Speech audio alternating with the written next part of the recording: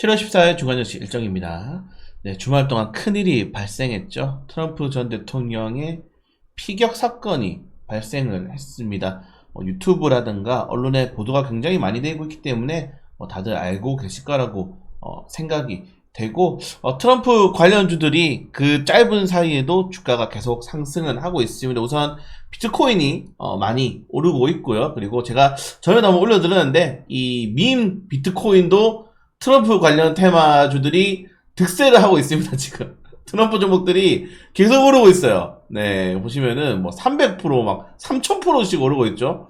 네, 밈 주식도 트럼프 쪽으로 집중되고 있더라 라고 이렇게 말씀을 드리고 싶습니다. 여전히 투자들의 관심도가 높아지는 거고, 사실 정말 이 세레머니는 저도 아침에 영상을 한 2시간 정도 찾아봤는데 역사에 남을 세레머니가 아닌가 좀 그렇게 생각됩니다. 이게 또 자작극이다 라고 하시는 분들이 있는데, 자작극이 될 수 없는 게 막 총탄이 가슴에도 한 발 맞았고요. 네, 그리고 총탄이 날아가는 것도 지금 비디오에 다 찍혀 있죠. 그리고 뭐 아무튼 트럼프 전 대통령의 당선 확률이 그래서 이렇게나 높아졌습니다. 그러니까 지금 여러분들 사람들은 트럼프를 보고 있지 않아요. 민주당에서 바이든을 내세울 것인가, 아니면 이렇게 지금 높은 지지율의 트럼프를 그냥 바이든 대통령이랑 붙이고 차기를 노릴 것인가, 이렇게 지금 생각을 하고 있습니다. 그래서 지금 트럼프 대통령 대 바이든은 사실상 압도적으로 트럼프 전 대통령이 이길 가능성이 매우 높고, 민주당이 어떻게 할 것인가가 중요해요. 그래서 오히려 민주당에서는 그냥 차기를 노려보자라고 이야기할 가능성이 굉장히 높아지고 있다고 합니다. 이 정도 내용 보시면 될 것 같고, 바이든 대통령은 이제 전일 완주 의사를 재차 드러냈는데, 최근에 이 바이든 대통령 관련해가지고 뭐 실수 모음집 이런 게 굉장히 많습니다. 사실 이런 것들이 뭐 짜집기 하면은 굉장히 많기 때문에 뭐 따로 여러분들이 영상을 찾아보시는 게 괜찮은 것 같고, 워낙에 고령이다 보니까. 근데 저는 걱정되는 게 트럼프 대통령이랑 3살밖에 차이가 안 나요. 그러니까 바이든 대통령도 4년 전에 말 얼마나 잘했습니까? 근데 이게 4년 만에 확 가버렸다니까요. 트럼프 대통령도 아직 어떻게 될지 모른다, 이렇게 말씀을 드리고 싶고, 많은 언론이 지금 걱정을 하고 있습니다. 특히 우리나라도 마찬가지지만은 트럼프 대통령이 집권할 경우에는 증시 변동성을 떠나서 글로벌적인 이 정치 헤게모니가 굉장히 복잡해질 것이다, 이런 식으로 이야기를 하고 있기 때문에 월요일날 한국 증시가 그렇게 긍정적으로 보이진 않아요. 네, 월요일 지난주 이번 주죠. 금요일날 지수가 이제 1%대 코스피 하락이 나왔는데 쉽진 않은 가능성이 좀 크다는 점들 좀 다시 한번 더 확인을 하시면 좋을 것 같습니다. 자, 사실 이 미국 증시는 계속 신고가를 이어가고 있죠. 지지난주에는 고용지표가 굉장히 부진하게 나왔고, 여기에 실업률이 4.1%를 돌파하면서 미국 고용 꺾이는 거 아닌가라고 했는데, 지난주에는, 네, 이번 주죠, CPI가 또 꺾이게 됐습니다. CPI가 3%대 거의 올해 처음으로 떨어지게 되면서 이거 금리 인하 한다라는 전문가들의 전망이 지금 9, 10, 11월 3회가 예상이 되고 있습니다. 3회 전부 여러분들 90%가 넘어요. 네, 금리 인하 안 할 확률이 오히려 9월달에 3.8%, 뭐 11월달에 1.5%, 12월달에 0.2%입니다. 그냥 금리 인하는 최소 유예는 무조건 한다. 이 변수가 되는 거는 11월이죠. 대선 이제 이틀 뒤에 금리 인하를 하는 것도 좀 웃기긴 하기 때문에 최소 유예, 최대 3회까지 금리 인하 가능성이 확대되고 있다는 점들. 근데 우리나라 증시는 어떻습니까, 여러분들? 금요일날 변동성이 굉장히 높게 나왔죠. 금리 인하 수혜주들이 보통 이제 제약바이오, 건설 업종들, 그러니까 제약바이오는 R&D 비용이 많이 들고, 2차전지도 마찬가지죠. 제약바이오, 2차전지, R&D 기술개발 비용이 많이 드는 업종들, 그리고 건설 업종들, 네, 은행의 대출이 높은 기업들, 네, 이런 종목들이 좀 많이 수혜가 되는데, 건설은 올랐는데 웃긴 게 2차전지도 오르지도 못했고요, 금요일날. 네, 그리고 자동차도 금리나 수혜주거든요. 자동차 관련 테마주들이 금요일날 급락을 했어요. 이거 황당하단 말이에요. 그러니까 지금 국내 증시가 정형적인, 우리가 흔히 말해서 이때까지의 패턴 그대로 갈 것이냐, 아니면 정말 다양한 의견으로 인해서 다시 한 번 더 증시의 변동성. 사실 올해 여러분들 하반기에 제약바이오 랠리 갈 줄 누구 알았겠습니까? 아무도 예상 못했을걸요? 아무도 예상 못했을 거예요. 근데 막 제약바이오 비만 테마가 갑자기 1112 막 노브노디스크 800% 400% 동안 제약바이오 오르지도 않다가 갑자기 올라버렸잖아요. 그냥 이런 식으로 어느새 주도주가 될 수 있는 종목들이 굉장히 많이 나올 수 있다는 점들이 시장에서 높은 변동성, 이런 것들 불확실성으로 자리 잡기 때문에 여전히 좀 어려울 수 있다는 점들. 그러니까 잘 잡으면은 대박인데 못 잡으면은 소외돼. 근데 잘 잡는 게 올해 제가 많이 말씀드리잖아요.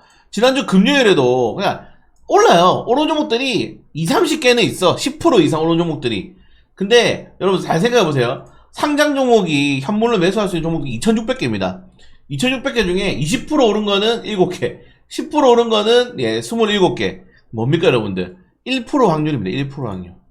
잘 잡는 확률이. 그래서 확률적으로 굉장히 지금 시장이 쉽지 않다는 점들 좀 말씀드리고 싶고, 자 그리고 좀 문제점이 되는 게, 제가 이거 지난주 주간은실 때도 말씀드렸는데, 전문가들이 환율이 무조건 1,400원을 보고 있어요. 일단 찍을 것이다. 환율은 무조건 1,400원을 찍을 것이고, 트럼프 대통령이 당선될 경우에는 환율이 더 상승할 가능성도 높다. 특히 엔화가 문제죠. 일본에 엔화가 관련해서 제가 많이 말씀을 드렸는데, 환율에 대한 부담감들이 결국 이 외국인 투자들을 더욱더 한 곳으로 몰아가고 있는데, 그게 바로 삼성전자다. 그러니까 외국인 투자들이 광범위한 패시브 자금들이 국내에 들어오지가 않아요. 지금 삼성만 사고 있어. 삼성, 보험, 은행 이런 종목들, 금융주들만 사고 있는 거죠. 그러니까 자기들의 비중이 높은 주식들. 그래서 개인 투자들의 좀 자금이 빠르게 유입이 되지 않는 이상은 결국 외국인 투자들의 매매 포지션을 따라갈 필요가 있지 않을까, 이렇게 좀 생각이 됩니다. 자, 아무튼 이런 내용이 있다. 네. 그리고 금요일날 주가가 좀 많이 떨어져가지고 걱정을 했는데, 뭐 정말 다행스럽게 완벽하게는 아니지만 딱 절반 회복에서 절반, 지수가 절반 정도는 올랐기 때문에 월요일날 이제 대형주들의 수급 변동성 한번 확인해 볼 필요가 있을 것 같습니다. 자, 이번 주 강세 업종은 현재 급발진 관련, 여러분들 이거 제가 영상 찍을 때도 또 떴어요. 지금 계속 지금 하루에 한 건씩 급발진 뜨고 있어. 물론 이 급발진이라는 단어는 우리나라에만 있는 거 아십니까? 다른 나라에서는 급가속이라고 해요. 사실 이 자동차를 좀 좋아하시는 분들은 아실 겁니다. 이 브레이크와 엑셀이 절대 같은 방식으로 작동하지 않는 건데, 일단은 뭐 우리나라에서 이렇게 논란이 되기 때문에 정부에서는 페달 블랙박스를 다는 자동차에게 보험료를 인하를 해준다던가. 근데 그런 것도 또 애매하죠. 그러면은 수출하는 기업 자동차에도 달아야 되니까 이게 쉽진 않을 거예요. 정말 쉽진 않다. 왜냐면 우리나라에서만 있는 일이니까 이게. 그래서 페달 블랙박스에서 정말 증거가 좀 나왔으면 좋겠는데, 아직 확실한 증거가 나오지 않아가지고 검토를 하겠지만은, 이게 또 이제 말씀드렸다시피 만약에 법제화를 하기 위해서는 좀 시간이 굉장히 오래 걸리지 않을까 생각이 됩니다. 왜냐면 이게 우리나라는 사실 국민정서법이잖아요. 여러분, 우리나라는 민주주의 국가가 아니죠. 사실상. 사실상 어떻게 보면은 반민주, 그냥 절반 정도? 왜냐면은 법이 필요 없어. 그냥 국민들이 갑자기 뭐 분노해가지고 뭐 하라 그러면은 그냥 사법부에서 해버립니다. 그래서 국민정서법상 이것도 할 수도 있어요. 어떻게 보면은. 그래서 조금 더 지켜봐야 될 필요가 있겠지만 쉽진 않아 보인다. 그래서 관련된 테마주들이 올랐다 라는 점들까지 보시면 될 것 같고, 이번 주 굉장히 중요하죠. 17일날 원전 관련된 이슈가 있습니다. 원자력 발전소 우선협상 대상자 발표가 있는데, 이거 따라서 밑에서 좀 말씀을 드릴게요. 자, 그리고 원자력 비만 치료제 테마주 계속 강세가 나오고 있고요. 사실 이 비만 치료제가, 여러분들 비만 치료제가 아니죠. 만병통치약이다. 비만 치료제가 아니고, 여기 제가 이게 따로 요거까지 해놨어요.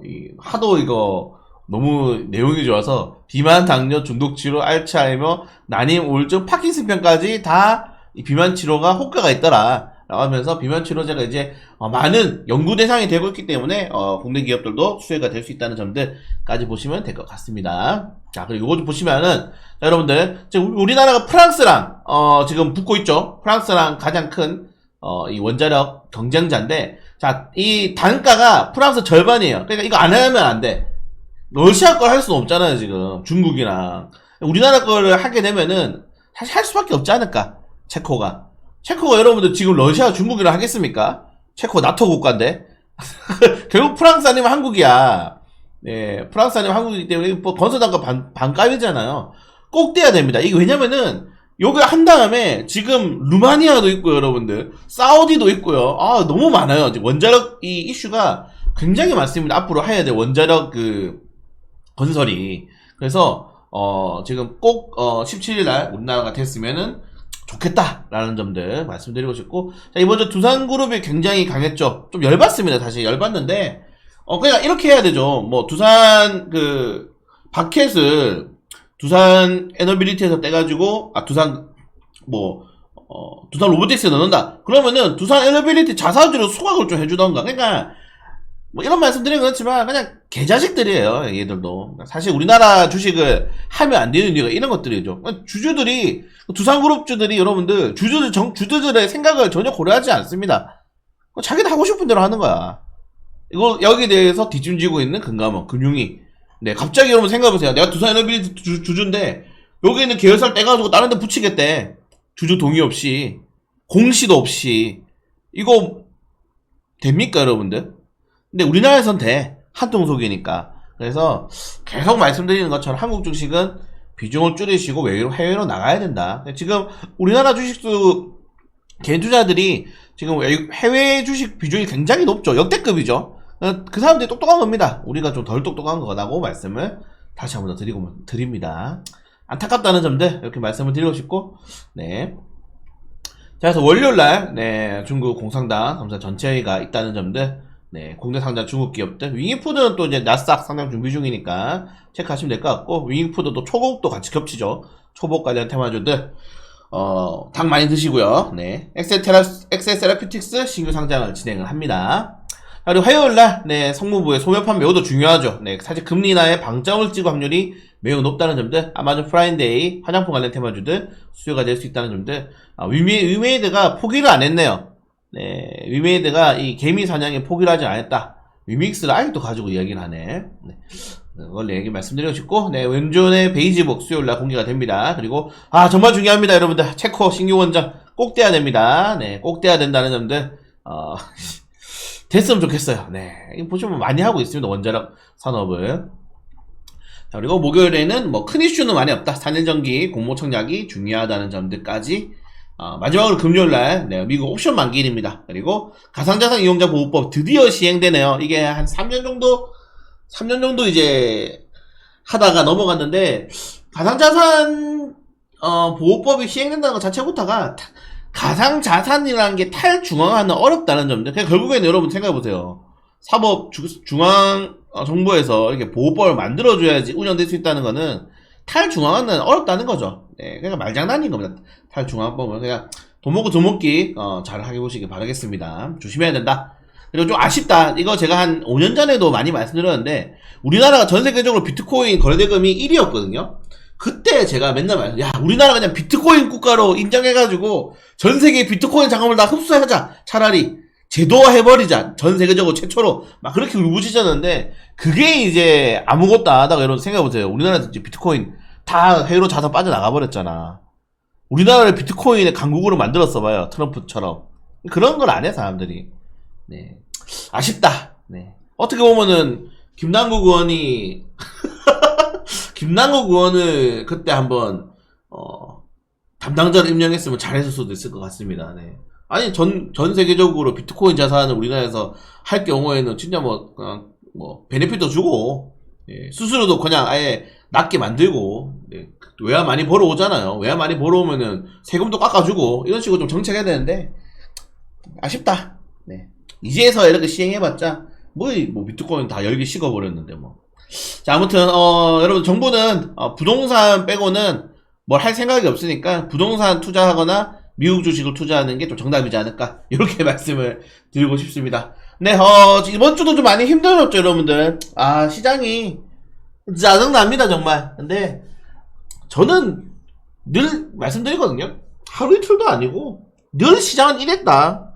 늘 좋은 적이 없었는데 그냥 이 주도주 잘 잡으면은 우리가 뭐 이제 우리 2분기에 좋았잖아요. 4, 5, 6월달처럼 그냥 남들 망가질 때 좋은 거고, 지금 7월 첫째 두째 주는 제약바이오 종목들이 좀 강해가지고 제가 띄엄띄엄 수익 매도를 하고 있죠. 그래서 뭐 손절도 많이 하고 있고, 근데 쉽지 않은데 결론적으로는 네, 다시 한 번 더 실적 시즌 올 거고, 네, 주식의 이런 사이클은 계속 돌아가니까 너무 걱정하지 마세요. 저는 걱정 안 하는데 여러분들이 걱정을 많이 하고, 여러분들이 맨날 힘 빠져 있으니까 저도 말세 힘이 많이 빠지네요.